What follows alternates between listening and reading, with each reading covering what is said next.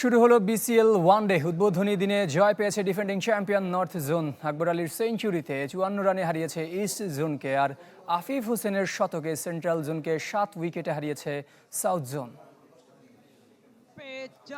গেলবার যেখানে শেষ করেছিল ঠিক সেখান থেকেই শুরু করলো নর্থ জোন। দারুণ জয়ে বিসিএল ওয়ানডের প্রথম দিনটা রাঙালো টানা দুবারের চ্যাম্পিয়নরা।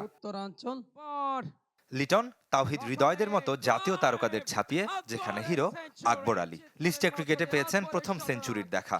খেলেছেন 87 বলে 111 রানের ম্যাচ জয়ী ইনিংস।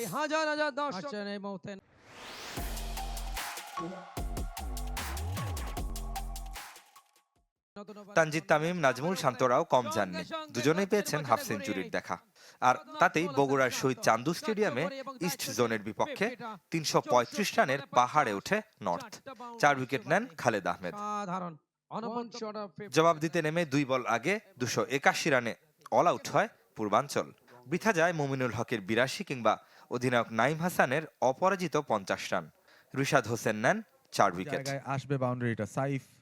এদিকে রাজশাহীতে সাউথ জোনের জয়ের নায়ক আফিফ হোসেন 86 বলে সেঞ্চুরি করে সেন্ট্রালের বিপক্ষে দলকে জিতিয়ে মাঠ ছাড়েন এই বাহাতি। লিস্টে ক্রিকেটে দ্বিতীয় শতক আফিফের। করেই মাঠ ছাড়লেন। তাকে যোগ্য সঙ্গ দিয়েছেন অধিনায়ক মোহাম্মদ মিঠুন, পেয়েছেন অর্ধশতকের দেখা। চতুর্থ উইকেটে এ দুজনের 159 রানের অবিচ্ছিন্ন জুটিতে 27 বল আগে 7 উইকেটের জয় পায় দক্ষিণাঞ্চল। 7 উইকেটের একটা জয়।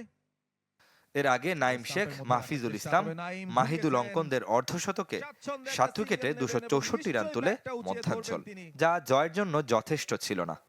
মোহাম্মদ নাইম শেখ। রেদওয়ান শুয়েব, চ্যানেল 24।